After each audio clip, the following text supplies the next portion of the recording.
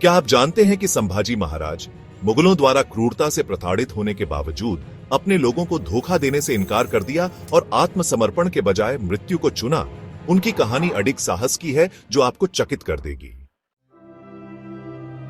संभाजी महाराज महान शिवाजी महाराज के पुत्र केवल एक योद्धा नहीं थे, वे प्रतिरोध और वीरता के प्रतीक थे।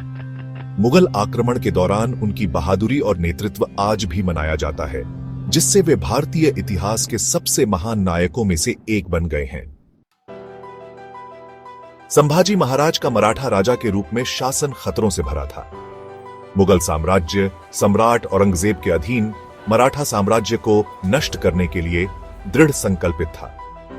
अपनी विशाल सेनाओं और संसाधनों के साथ मुगलों ने स्वराज्य आत्मशासन के सपने को कुचलने का संकल्प लिया था। लेकिन संभाजी महाराज अपनी अडिग दृढ़ता के साथ इस आक्रमण के खिलाफ खड़े हुए, यह साबित करते हुए कि मराठा किसी के सामने नहीं झुकेंगे। जैसे जैसे मुगल सेना आगे बढ़ी, संभाजी महाराज ने विशाल संख्या, राजनीतिक विश्वासघात और निर्दयी दुश्मन की क्रूर रणनीति के खिलाफ जीवित रहने के लिए एक लड़ाई का सामना किया। लेकिन जो उन्हें असाधारण बनाता था वह केवल युद्ध के मैदान पर उनकी लड़ाई की क्षमता नहीं थी, यह सभी बाधाओं के सामने उनकी लचीलापन थी।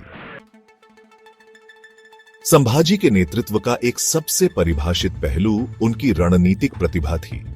उन्होंने मुगल सेना को मात देने के लिए गुरिल्ला रणनीति का उपयोग किया, आश्चर्यजनक हमले और घात लगाकर दुश्मन की ताकत को कमजोर किया। संगमेश्वर की लड़ाई इसका एक उदाहरण है, जहां संभाजी महाराज ने एक साहसी हमला किया, मुगलों पर भारी हानि पहुंचाई और मराठों की अडिग भावना का प्रदर्शन किया। संभाजी ने गठबंधनों के महत्व को भी पहचाना। मुगल खतरे का मुकाबला करने के लिए उन्होंने पड़ोसी राज्यों के साथ कुशलतापूर्वक गठबंधन किया, अपने लोगों के अस्तित्व को सुनिश्चित किया।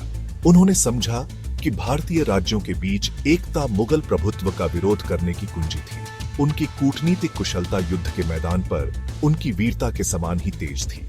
लेकिन जैसे जैसे संघर्ष बढ़ता गया, औरंगजेब ने खुद एक विशाल सेना का नेतृत्व किया ताकि संभाजी महाराज को पकड़ सके।